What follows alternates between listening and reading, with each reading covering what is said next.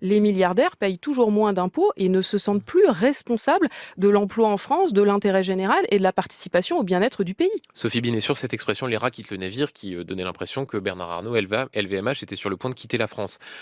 Au-delà de l'expression, et là les auditeurs jugeront de son opportunité ou pas, LVMH paie un peu plus de 2,3 milliards d'euros d'impôts en France, fait travailler directement et indirectement 200 000 salariés. Est-ce que tout cela justifie de faire de Bernard Arnault l'ennemi de l'économie française? C'est une entreprise qui paye des impôts, c'est une entreprise qui crée de l'emploi.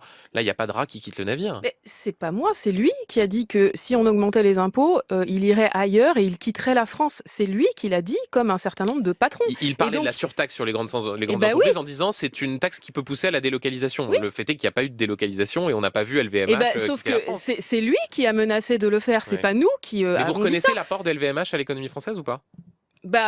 Effectivement, c'est une entreprise avec, des gens qui travaillent, Oui, ça jusque-là, voilà. oui. Cela dit, l'essentiel de ces emplois est maintenant à l'international et les 200 000 emplois, Ouais. c'est en intégrant la sous-traitance, Oui, hein. En c'est emploi pour ça que direct, j'ai dit direct. voilà, En en emploi emploi direct, ça fait direct, c'est 40 000, 40 000. emplois Ouais. et évidemment, les salariés de la sous-traitance sont beaucoup moins bien payés avec beaucoup moins Mm. de garanties collectives et le problème, c'est que ces Mais multinationales c'est un point fort de dégagent. l'économie française, LVMH, ou pas?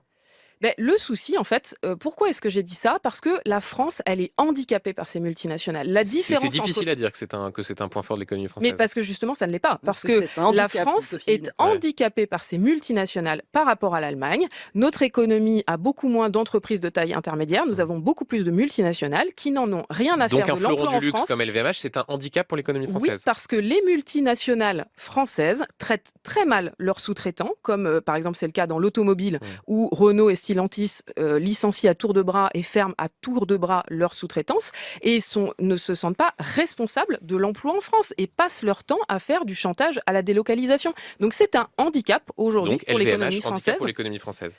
Non, mais là, c'est vous qui C'est faites ce que un je venais de résumé dire. de mes propos, mais ce que je vous dis et ce que je disais d'ailleurs dans cette interview, c'est que Mm. aujourd'hui, le problème de notre tissu productif, c'est que on laisse la bride sur le cou aux multinationales qui captent toutes les aides, qui essorent leurs sous-traitants en leur imposant des réductions de coûts en permanence et qui ne font plus le jeu de l'emploi en France. Et je trouve que c'est grave qu'on ne Mm. puisse plus tenir ces propos dans les médias sans être attaqué et avoir une procédure en justice. Il est là le souci.